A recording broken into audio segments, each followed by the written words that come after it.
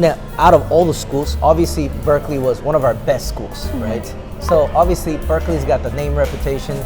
That could have been the biggest factor too, but what else could have been a contributing factor for you to come to Berkeley at the end? Well, one of them was also I am a California resident, so I mean you can't pass up California tuition. Oh yes. Especially Berkeley is the most expensive you see now. That was one of the things too, and then especially with Berkeley, they have world-renowned professors. They have so many people, so many alumni, but also not only with the academics, they also have a lot of social life as well. Like for me, Berkeley, they actually have very active Greek life. All their groups are super active within the community. That was also one of the big things that also made me want to go, besides the name value, you know.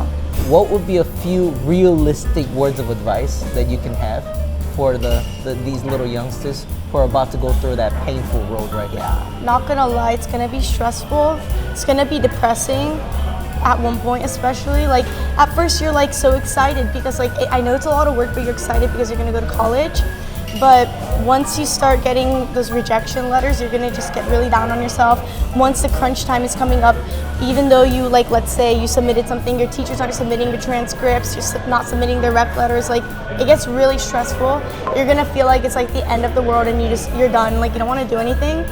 Because like I felt that, and then especially with all the rejection letters coming, like actually Berkeley was the last school to give me my application. A lot of the other letters that I thought, like especially to the schools that I thought I was gonna get in, I would be like nervous and my heart was pounding opening it, and then especially for the Berkeley one when I was on Jungle Cruise, I had no thoughts. Like I wasn't even nervous opening it up. Like my heart wasn't even pounding. I was just like, oh, again another email, like whatever, I'm just gonna open it, whatever, I'm done.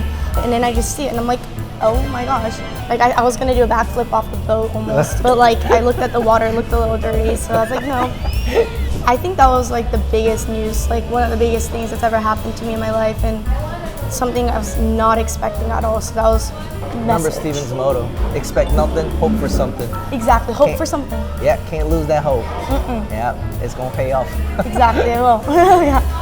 What would be a few things that you can tell the parents, hey, like, it'd be really great. This would really make our relationship, as in between us and then the parents.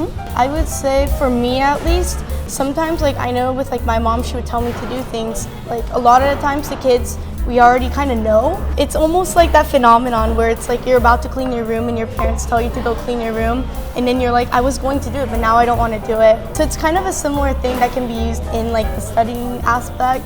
So a lot of times, like if I didn't do something, like yeah, there were a few times I forgot, but most of the time I knew I didn't do it. I like knew already, but like my mom telling me didn't help at all. Shoving it in your face. Exactly, like so having that, like you need to pressure your kids a little bit. I think it's like a good balance of sometimes not saying anything at all, and other times being like, hey, you haven't been doing anything for a long time, you should start saying something. But at the end of the day, it's their future and they need to be more responsible, and I promise you that Stephen will make sure that they'll do it. He'll make sure that your kid gets it done, and obviously tell your kids every once in a while, but yeah, just give them a little bit of like support rather than just telling them to do things, because obviously it is with good intentions, but it's an emotional time for the kids as well. Yeah. They're really stressed, really like just overwhelmed overall, so the reactions aren't going to be great. They're not going to be always going to be super logical. Just try to be a good support system. So finally, what's the ultimate goal post-college? My goal is, well, initially I want to go to grad school. My goal is to be able to obviously study hard. Berkeley is pretty difficult, but I'm going to try to use my mindset that I had from skating and just focus solely on my studies, obviously with a good balance of social life as well.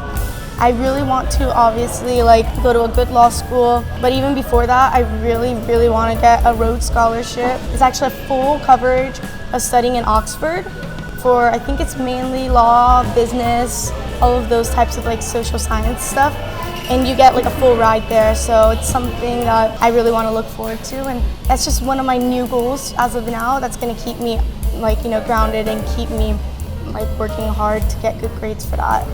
If you guys found this video helpful and liked it, please subscribe, like, and comment down below. And you can ask any questions too. I'd be happy to answer them, so would he. And thank you so much for watching. 구독? Wait, 구독? 좋아요 감사합니다.